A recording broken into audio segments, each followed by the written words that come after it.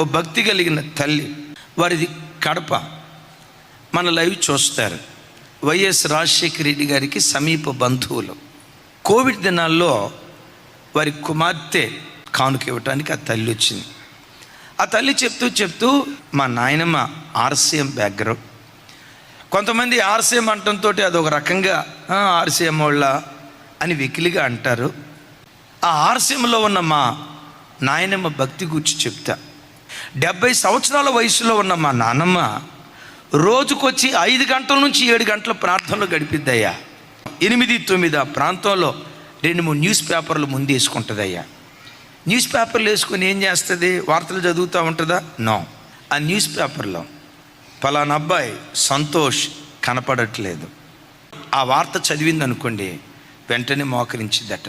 చేయి పెట్టి ఆ న్యూస్ పేపర్ మీద, దేవా బిడ్డ